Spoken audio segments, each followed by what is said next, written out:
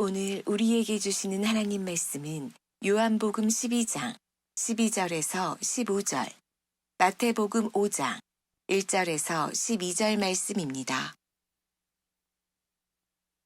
그 이튿날에는 명절에 온 큰 무리가 예수께서 예루살렘으로 오신다는 것을 듣고 종려나무 가지를 가지고 맞으러 나가 외치되 호산나 찬송하리로다.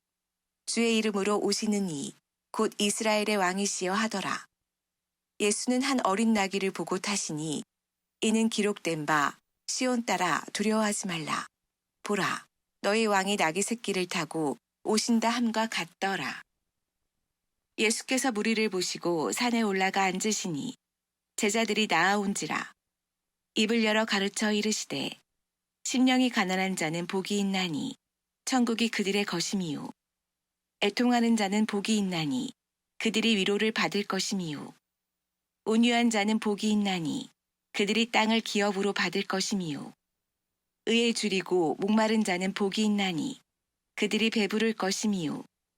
긍휼히 여기는 자는 복이 있나니 그들이 긍휼히 여김을 받을 것임이요. 마음이 청결한 자는 복이 있나니 그들이 하나님을 볼 것임이요. 화평하게 하는 자는 복이 있나니 그들이 하나님의 아들이라 일컬음을 받을 것임이요. 의를 위하여 박해를 받는 자는 복이 있나니 천국이 그들의 것임이라.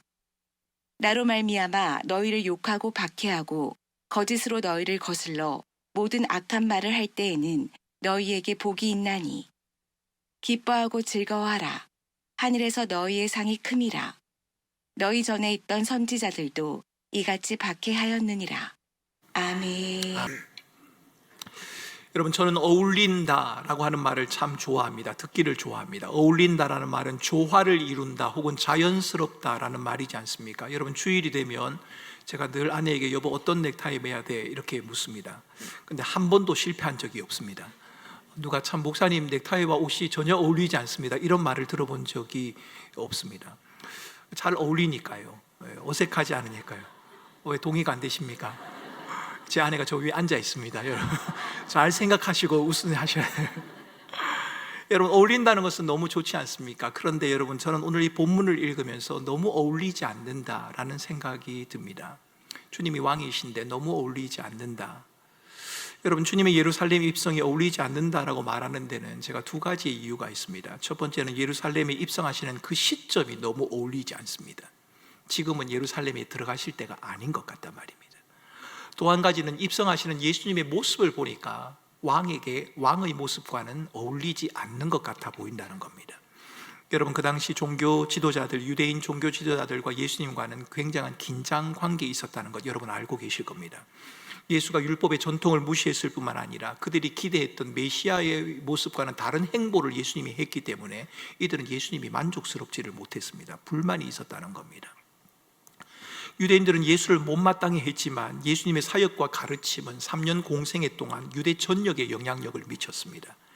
예수를 둘러싼 사람들의 움직임이 심상치가 않습니다. 오병이어 보리떡 5개와 물고기 2마리로 5,000명을 먹였지 않습니까? 그러고 났더니 그 주변 사람들이 드디어 우리의 임금이 왔다, 이를 우리의 임금으로 삼자라고 사람들이 말을 했습니다. 사람들에게 미치는 예수님의 영향력에도 불구하고 유대인들은 예수님을 향해 나사렛에서 무슨 선한 것이 나겠느냐 이렇게 비아냥거렸습니다. 요한복음 9장에서 예수님이 날 때부터 소경된 사람의 눈을 뜨게 했습니다. 그러자 유대인들은 예수를 그리스도로 시인하는 사람들을 출교해버리자 이렇게 마음을 먹은 것입니다. 예수님에 대한 유대인들의 부정적인 반응은 거기에 그치지 않습니다. 선한 목자라 불리는 예수님을 돌로 쳐 죽이려고 했습니다. 그런 중에 많은 사람이 예수님에게 호의적인 태도로 돌아서는 결정적인 사건이 발생했습니다. 그것은 11장에 등장하는 죽은 나사로가 살아나는 사건입니다. 죽음 후에 무덤 속에 머물던 나사로가 살아난 사건, 이것은 예수님을 향한 사람들의 마음을 사로잡기에 충분했습니다. 하지만 나사로가 살아나는 사건은 유대인들에게는 오히려 반감이 극에 달하는 계기가 되었습니다. 이제는 더 이상 예수를 놔둘 수 없다, 유대인들은 그렇게 생각한 겁니다. 그리고 유대인들과 유대 종교 지도자들은 예수와 그리고 무덤에서 살아난 나사로를 함께 죽여버리자 이렇게 결정을 내렸습니다. 여러분, 유대인들에게 해를 끼친 적이 없는데 나사로가 왜 미움을 받아야 합니까? 이유는 간단합니다. 나사로로 인해서 예수 믿는 사람들이 많아졌기 때문입니다. 나사로의 입장에서는 애매한 고난이다, 그렇게 말할 수 있습니다. 나사로가 뭘 잘못했습니까? 주님이 살아나라 해서 살아난 것밖에 없는데요. 애매한 고난입니다. 예수님을 따르기에 당하는 애매한 고난, 예수 믿는 것 때문에 당하는 애매한 고난, 혹시 여러분 그런 고난을 경험해 보신 적이 있으십니까? 고난이라는 말이 너무 무겁게 와닿으십니까? 어려움, 갈등이라고 표현해 볼까요? 예수를 믿기 때문에 겪는 갈등이 있으십니까? 어려움이 있으십니까? 고민이 있으십니까? 여러분이 겪는 고난과 어려움이 얼마나 크고 심각한지를 제가 잘 모르기 때문에 혹시 이렇게 말씀드리는 것이 정말 고난을 겪는 여러분들을 더 힘들 수 있겠다라고 생각이 들면서도 저는 여러분에게 고난에 대해 이렇게 말씀드려야 할 것 같습니다. 고난은 영원한 영광을 바라보게 하는 통로와 같다. 고난은 영원한 영광을 바라보게 하는 통로와 같다. 사람이 죄가 있어서 고난을 당한다면 그건 당연한 겁니다. 죄가 있어서 고난을 당하는 것은 자기의 죄값이라고 말할 수도 있겠지요.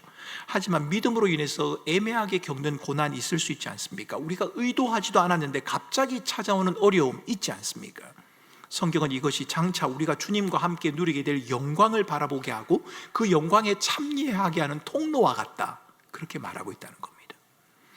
고난은 무의미하거나 소용이 없는 것이 아니라 내 삶 가운데 하나님께서 무언가 하고 계신 과정이다. 여러분, 고난은 어렵습니다. 하나님이 떠난 것 같습니다. 그런데 성경을 보면 하나님은 그 고난 중에 뭔가 일을 하고 계십니다. 성경은 그것이 하나님과 함께 누릴 영원한 영광이요 약속이다 라고 우리에게 말을 합니다.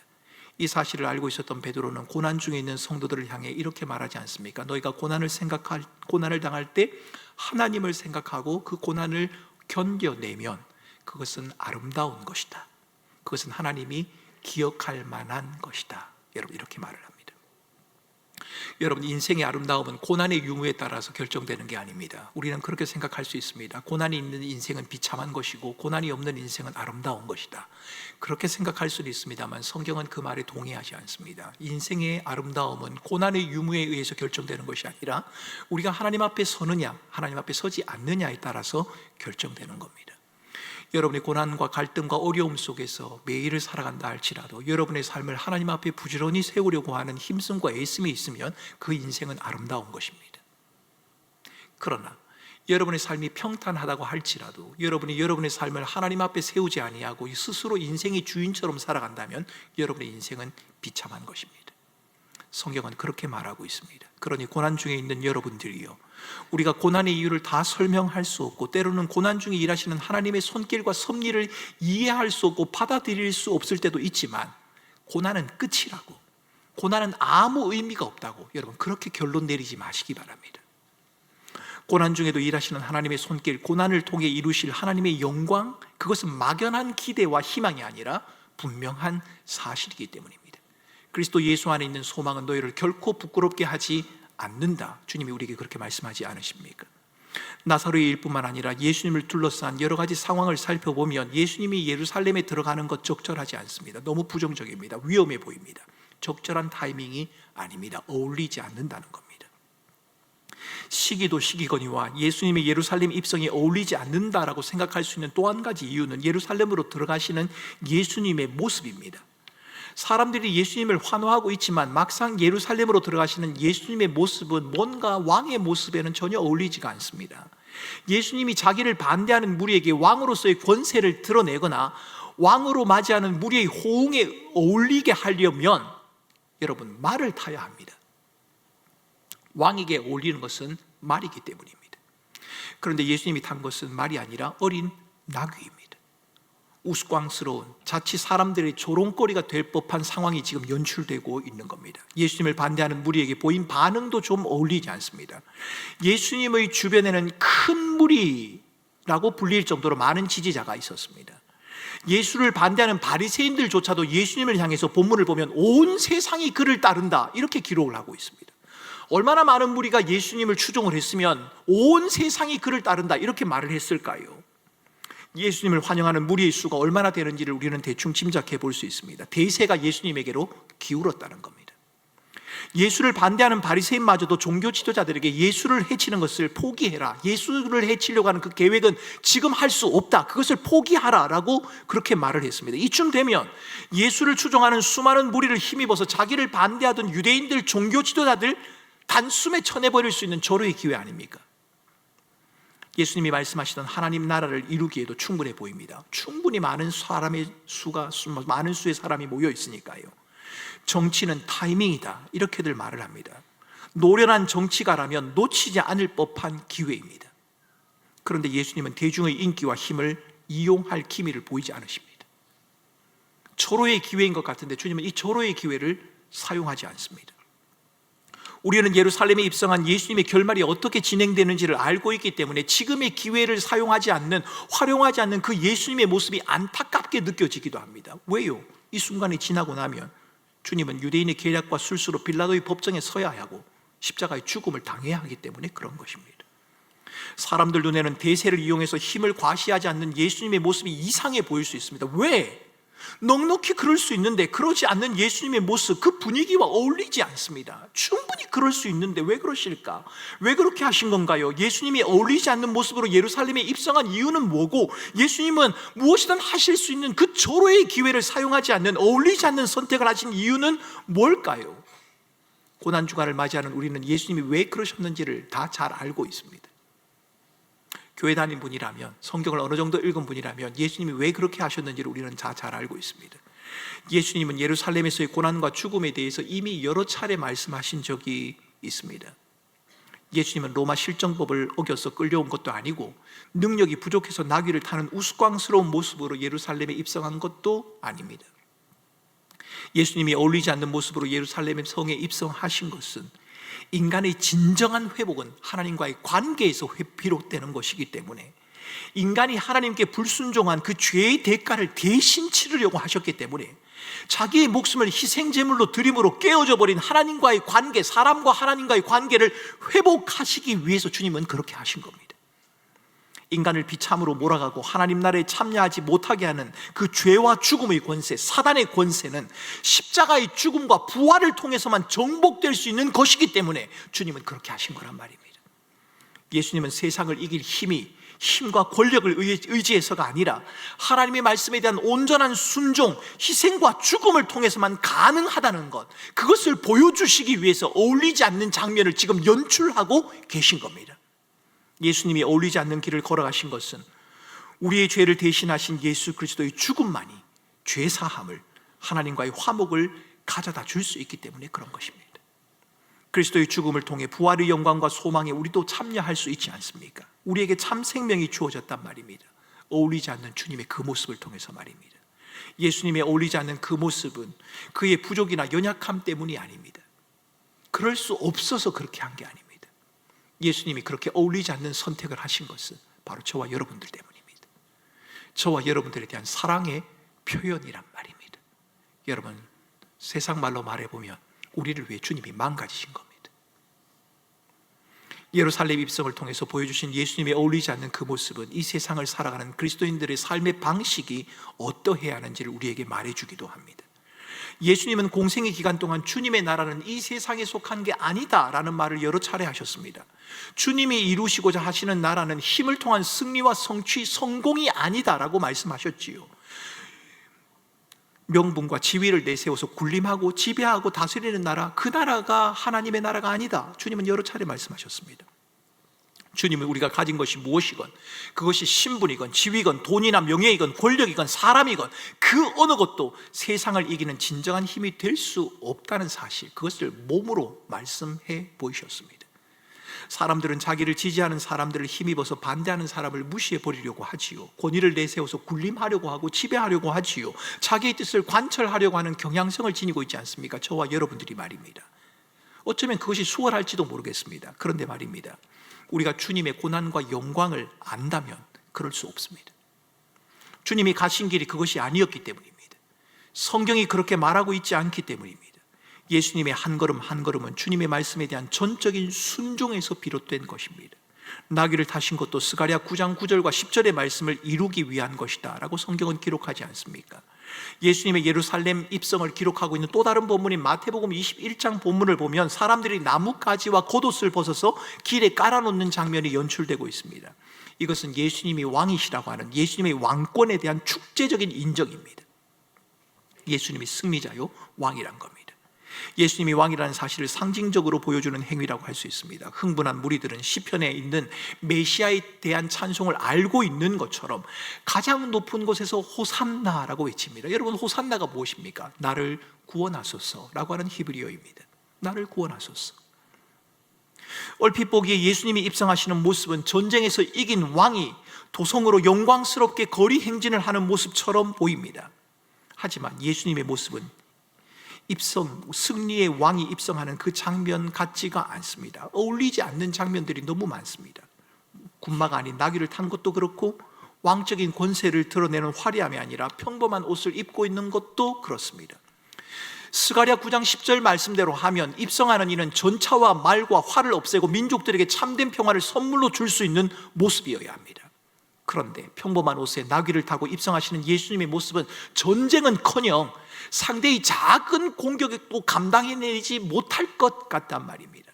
싸움을 승리로 이끌 왕의 모습에는 어울리지 않습니다. 그래서인지 마태복음에서 사람들은 예수님을 향해서 이 사람이 도대체 누구냐라고 질문을 합니다. 요한복음을 읽어보면 제자들조차도 예수님이 이렇게 하시는 의미를 깨닫지 못하였다라고 그렇게 기록하고 있습니다. 예수님에 대한 사람들의 반응 정확합니다. 호산나를 외칩니다. 왕이라고 외칩니다. 그 반응은 정확해 보이는데 그 내용은 충분하지 않다는 겁니다. 여러분, 우리의 신앙생활도 그럴 수 있습니다. 우리의 나타나는 모습이 정확할 수 있습니다.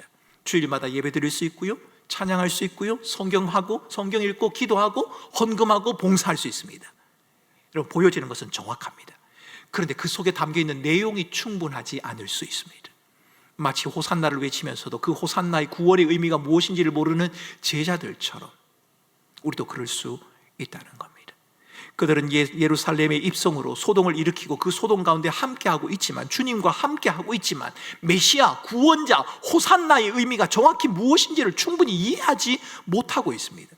무리들은 메시아 구원자에 대해 말하고 있는 시편 본문을 올바르게 인용하는 것 같기는 한데 구원자 메시아를 군사적으로 정복하는 영웅, 이스라엘을 독립시켜주는 영웅으로만 이해하고 있단 말입니다. 여러분은 예수를 어떻게 이해하고 계십니까? 예수님을 어떤 분이라고 생각하십니까? 저와 여러분의 삶에 찾아오신 예수님, 그분은 어떤 모습이어야 합니까? 예수님의 행적이 세상과 다르거나 어울리지 않아서 사람들을 당혹하게 하는 것, 여러분 어제 오늘의 일이 아닙니다. 누가 크고 높으냐를 두고 다투고 있는 제자들을 향해서 이렇게 말씀하셨지요. 크고자 하는 자는 섬기는 자가 되어야 한다. 으뜸이 되려면 종이 되어야 한다. 여러분, 세상의 원리와는 좀 달라 보이지 않습니까? 부자는 천국에 들어가기 어렵다. 이 말도 제자들을 당혹하게 만들었습니다. 예수님의 가르침과 하신 일 모두가 우리의 삶에 당혹감을 가져다 준 것이 사실입니다. 주님의 가르침이 이 세상에서의 우리의 삶과 어울리지 않아 보이는 것도 맞습니다. 특별히 천국의 복음을 선포한 첫 설교인 산상수훈을 읽어보면 더 그렇습니다. 마태복음 5장에서 예수님은 심령이 가난한 자, 애통한 자, 온유한 자, 의에 줄이고 목마른 자와 같은 이런 사람들이 복이 있다, 이렇게 말씀하셨습니다. 부자가 되는 것이, 누리며 풍성한 것이 복이라고 생각해온 사람들이 이스라엘 사람들입니다. 그들을 향해서 예수님은 지금 역설적이고도 충격적인 가르침을 전하고 있는 겁니다. 구약의 율법을 따라 유대인들은 땅과 재물을 소유하는 것이, 오래 사는 것이 복이라고 믿어왔습니다. 그렇게 기대해왔습니다. 가난, 애통, 줄임은 복의 개념과는 거리가 멉니다. 여기서 우리는 마태복음 본문이 말하고 있는 복의 내용이 무엇을 의미하는지를 한번 짚고 넘어가 볼 필요가 있습니다. 만약 심령의 가난함, 애통, 온유 등 본문에 등장하는 복의 요소들이 개인적인 윤리에 대한 진술이다, 그리스도인은 복 있는 사람이 되려면 애통해야 하고 가난해야 되고 온유해야 된다, 여러분 이렇게 읽는다면 우리는 그것을 지키기 위해 무지 애를 써야 할 겁니다. 가난하려고 애를 써야 하고, 긍휼히 여기려고 애를 써야 하고, 온유하려고 애를 써야 할 거랍니다. 그러나 주님이 말씀하고 계신 내용은 단순한 윤리적인 규범이나 규칙을 말하고 있는 것이 아닙니다. 예수님은 이 팔복을 통해서 예수를 따름으로 인해서 주어지는 전혀 다른 삶의 방식, 예수를 믿게 됨으로 인하여 우리에게 나타나는 전혀 다른 삶의 모습을 지금 우리에게 보여주고 계신 겁니다. 산상수훈을 마무리하면서 주님은 마태복음 6장 8절 말씀에 저희를 본받지 말라 이렇게 말씀하셨거든요. 이것을 보면 예수를 믿고 따르는 사람을 그리스도인들의 삶이 세상의 삶과는 전혀 다르다라고 하는 것을 우리는 알 수 있습니다. 산상수훈은 그리스도인은 그저 단순히 믿습니다를 외치는 자들이 아니라 세상과는 근본적으로 다른 가치를 가지고 세상과는 근본적으로 다른 삶의 태도를 가지고 살아가는 사람이다. 여러분, 그것을 말하고 있는 겁니다. 어렵고 힘들 때도 있지만 세상에서 구별된 모습으로 살아가는 자들, 그 사람들은 바로 복이 있는 사람들이다. 지금 이렇게 말하는 겁니다. 세상의 방식과는 전혀 다른 가치관과 삶의 방식을 우리에게 지금 선언하고 있습니다. 심령이 가난한 자는 어떤 자입니까? 삶의 곤궁함으로 인해 하나님만을 신뢰하는 자입니다. 애통하는 자는요, 세상의 고통과 죄의 깊이를 바라보면서 비탄에 잠긴 자를 말합니다. 온유한 자, 하나님 앞에 낮아짐으로 작은 자신을 발견한 사람이지요. 하나님의 높여주심을 기대하며 살아가는 사람입니다. 줄이고 목마른 자, 영적인 굶주림을 느끼는 자요, 긍휼히 여기는 자, 하나님의 자비와 은혜를 경험한 자입니다. 마음이 청결한 자, 하나님을 향한 충성심을 가진 자이고, 화평케 하는 자는 하나님의 하신 일을 기억하는 자입니다. 핍박받는 자, 하나님을 믿는 그 믿음으로 인해서 모든 것을 잃을 각오가 된 사람을 말합니다. 전혀 달라 보이는 8가지 복의 공통점이 있습니다. 그것은 이 모두가 다 하나님의 통치와 다스림 안에 머무는 상태를 의미한다는 겁니다. 하나님의 통치와 다스림 안에 머무는 그 상태, 그것을 지금 8가지의 복으로 우리에게 말하고 있습니다. 여러분, 예수님이 팔복을 통해 우리에게 하시는 말씀은 이렇게 요약할 수 있습니다. 복이 있도다. 세상을 거슬러 하나님 나라, 하나님의 통치와 다스림 안에 머무는 삶으로 초대받은 이들이요, 그대들은 하나님이 인정하는 사람, 복이 있는 사람이다. 우리에게 복이 있는 사람이 되라고 애를 써라 이렇게 말하고 있는 것이 아니라 그리스도 예수의 은혜 안으로 초대받은 너희들이 복이 있는 사람이다, 그렇게 지금 말하고 있는 겁니다. 여러분에게 이 말씀이 크나큰 위로가 되지 않습니까? 복 있는 사람이 되기 위해서 이것도 해야 하고 저것도 해야 한다는 것이 아니라, 비록 가진 것이 없어서 사람들에게 내세울 만한 것이 없는 자라고 할지라도 주님의 부르심을 받고 주님의 통치와 다스림 안에 머물며 그 안에 살아가려고 애쓰는 사람이라면 그 사람은 바로 복이 있는 사람이다. 그 사람이 복이 있는 사람이다. 성경은 그렇게 말하는 겁니다. 예수님이 팔복을 통해 말씀하시는 복의 내용, 세상과 어울리지 않습니다. 세상은 강함이 복이 아닙니까? 성공이 복이지 않습니까? 세상에서 가난은 비참함입니다. 부함은 복입니다. 핍박은 고난이고 누림과 성취는 복이다, 그렇게 말해야 합니다. 세상에서는요, 무엇이건 할 수 있는 자신감으로 가득 찬 마음의 상태, 복이라고 해야 합니다. 더 이상의 주림을 느끼지 못하는 상태, 그것을 세상은 복이라고 말합니다. 주님이 말씀하시는 복, 저희를 본받지 말라는 주님의 말씀대로 세상을 거슬려서 살아가려고 하는 그런 모습, 여러분, 그럴듯해 보입니다. 이상적인 것처럼 보입니다만 우리는 그것이 현실적이지도 않고 이 세상과 어울리지도 않습니다라고 말하고 싶습니다. 나귀를 타고 예루살렘에 입성하시는 예수님의 모습처럼 말입니다. 맞는 말이긴 합니다, 목사님. 그런데 그게 현실적이진 않습니다. 이 사실을 아십니까? 왕 대신 주께서 세상을 이기신 방법은 힘과 권력이 아닌 희생과 죽음이었다는 사실 말입니다. 예수님은 환호하는 무리의 힘을 빌리지 않고서라도, 하늘의 천사를 동원해서라도 자기의 왕되심을 단번에 드러내실 수 있는 전능하신 하나님이십니다. 사람들의 눈에는 그렇게 하는 것이 왕에 훨씬 어울리는 모습이었겠지요. 그러나 예수님은 무리들의 환호를 등에 업고 그날 그들의 왕이 되기를 거절하셨습니다. 왜요? 예수님의 예루살렘 입성은 자기를 죽이려고 음모를 꾸미는 유대 종교 지도자들을 이기기 위한 싸움이 아니었기 때문입니다. 예수님의 상대는 유대인들과 유대 종교 지도자들이 아니었기 때문입니다. 예수님의 상대는 영원한 절망인 죽음과 사단의 권세였습니다. 만약 예수님이 그곳에서 힘과 권력을 내세워서 왕되심을 드러냈다면 그럴싸하긴 했겠지요. 유대인의 왕이라고, 그를 환호하는 무리들의 왕이라고, 그 왕은 될 수 있었겠지요. 하지만 모든 열방과 민족의 왕, 만유의 주, 만왕의 왕은 되지 못했을 겁니다.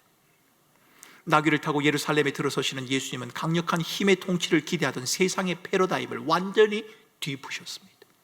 힘과 권력을 통해 왕권을 나타내는 세상의 모습과는 전혀 다른 모습을 우리에게 보이셨단 말입니다.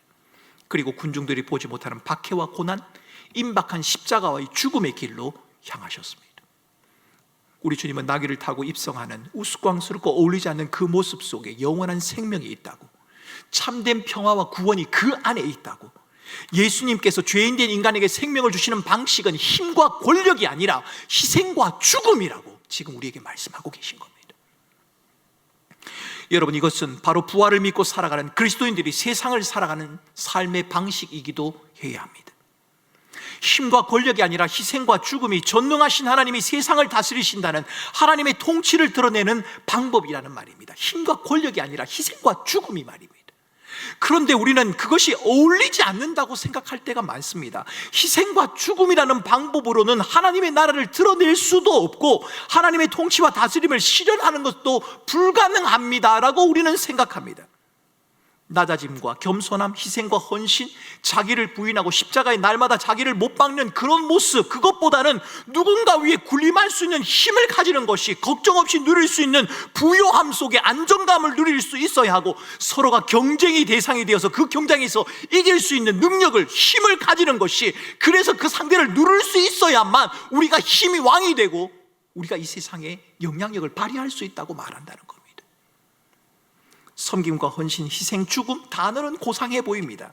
하지만 현실적이진 않다, 그렇게 말합니다. 우리가 세상을 넉넉히 이기고 살아가는 데는 힘과 강함, 권력, 권세 같은 것들이 필요한 것이지 그것이 우리의 삶에 더 잘 어울리는 것이 아니냐라고 말을 합니다. 심지어 교회와 가정 안에서조차도 이런 모습은 어렵지 않게 나타납니다.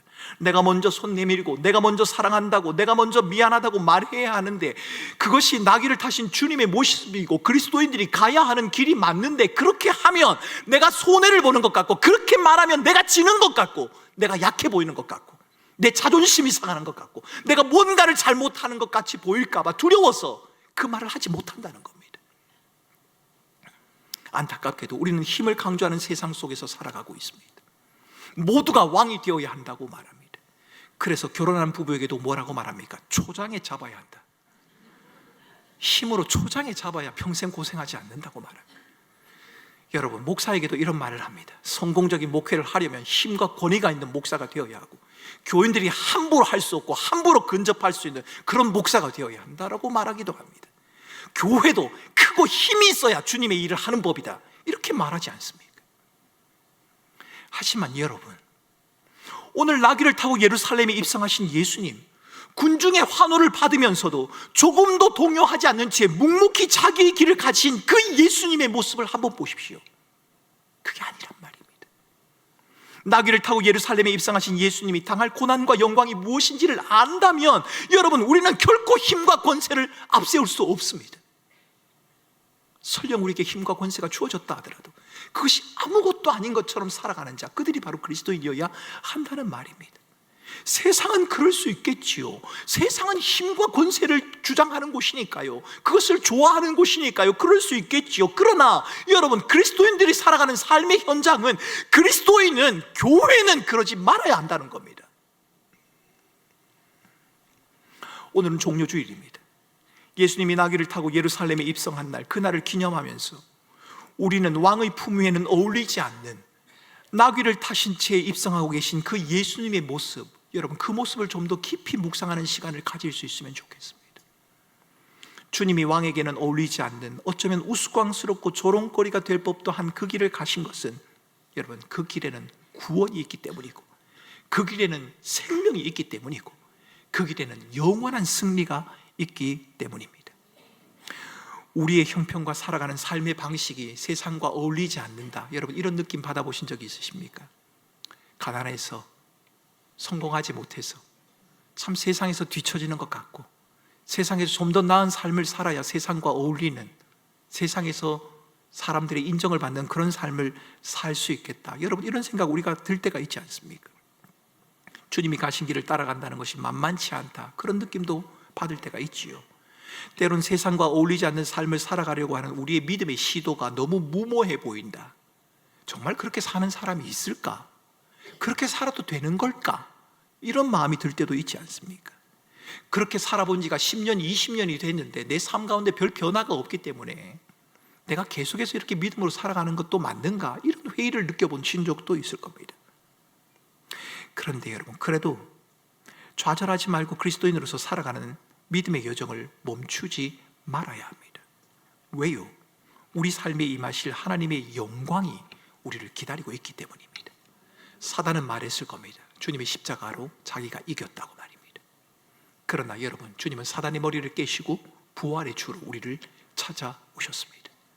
여러분의 고난과 여러분의 어려움이 힘들지 않다, 그렇게 말씀드리는 게 아닙니다.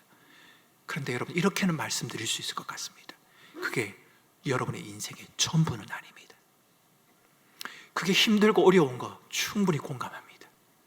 힘들지 않으니까 아무것도 아닌 것처럼 여겨라, 그 말이 여러분에게 잔혹하게 들릴 수 있다는 것 충분히 이해합니다. 하지만 그게 여러분의 인생의 전부는 아닙니다. 하나님의 영광이 기다리고 있습니다. 영원한 생명이 우리에게 있고 하나님께서 주시는 부활의 기쁨과 소망과 영광이 우리에게 있다는 겁니다. 나귀를 타고 예루살렘에 입성하신 주님, 십자가 죽음을 통해 우리에 대한 사랑을 확증하시고 죄와 죽음의 절망, 사단의 권세를 깨뜨리신 주님께서 우리에게 생명을 주셨고 우리를 하나님의 자녀 삼아 주셨고 그리고 지금도 우리와 함께 하십니다. 그러므로 사랑하는 성도 여러분, 여러분의 삶이 세상과 어울리지 않아서 초라하게 느껴지는 그 순간에도, 여러분의 믿음으로 살아가는 그 삶이 세상과 비교해 봤을 때 너무 볼품없어 보이는 그런 순간이 여러분에게 온다 하더라도, 여러분, 부활의 영광, 우리에게 생명을 주신 주님이 여전히 우리와 함께 하시고 지금의 삶이 끝이 아니라 주님이 주시는 영원한 하나님의 나라가 있음을 믿고 여러분, 믿음의 여정을 계속해 나가시기를 바랍니다. 예루살렘에 입성하신 주님께서 우리에게 하나님의 위로와 보호와 은혜를 베푸실 뿐만 아니라 주님이 누리신 그 승리의 영광에 저와 여러분들을 참여하게 하실 것입니다. 그 주님을 붙들고 이 한 주간도 믿음으로 살아가는 우리 사랑하는 주의 백성들, 주의 이름을 부르며 살아가는 우리 사랑하는 모든 꿈꾸는 교회 교우들 되시기를 주님의 이름으로 축원합니다.